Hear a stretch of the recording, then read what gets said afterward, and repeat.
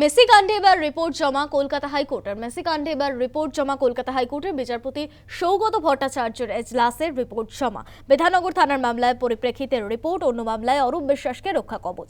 23 জুলাই পর্যন্ত অন্তর্বর্তী রক্ষা কবচ প্রাক্তন মন্ত্রীকে, নির্দেশ বিচারপতি সৌগত ভট্টাচার্যের। ফোনে রয়েছে প্রতিনিধি প্রিয়াঙ্কা এজ ভৌমিক। প্রিয়াঙ্কা, মেসি কাণ্ডে রিপোর্ট জমা কলকাতা হাইকোর্টে এবং বিচারপতি একাধিক নির্দেশ দিয়েছে, ঠিক কি কি নির্দেশ তার? একেবারে স্নেহা, তোমাকে জানিয়ে রাখবো মেসি কাণ্ডের রিপোর্ট জমা পড়েছে কলকাতা হাইকোর্টে এবং বিধাননগর থানায় দায়ের হওয়া মামলার পরিপ্রেক্ষিতেই কিন্তু বিচারপতি সৌগত ভট্টাচার্যের এজলাসে এই রিপোর্ট জমা পড়েছে। পাশাপাশি তোমাকে জানাবো, অরূপ বিশ্বাসের যে রক্ষা কবচ মামলা ছিল আদালতে, তার আগামী 23 জুলাই পর্যন্ত অন্তর্বর্তীকালীন রক্ষা কবচ পেয়েছেন অরূপ বিশ্বাস। নির্দেশ দিয়েছেন বিচারপতি সৌগত ভট্টাচার্য। তোমাকে জানাবো, আজকে যখন সওয়াল জবাব চলছিল সেখানে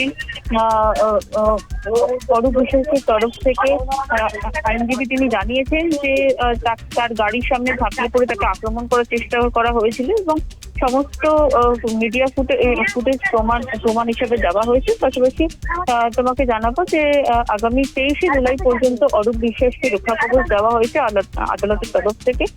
কলকাতা হাইকোর্টের নির্দেশের পরেও যদি আলিপুর আদালতে ঘটে যাওয়া ঘটনার পরিপ্রেক্ষিতে কোনো রকম আইনি ব্যবস্থা নেওয়া হয় তবে অরূপ বিশ্বাসের বিরুদ্ধে, তাহলে কিন্তু অবশ্যই তার আইনজীবী কৃষ্ণদত্ত এই বিষয়ে আদালতের দৃষ্টি আকর্ষণ করতে পারবে, আমাদের কিন্তু স্পষ্ট বিচারপতি সৌগত ভট্টাচার্য তিনি জানিয়েছেন।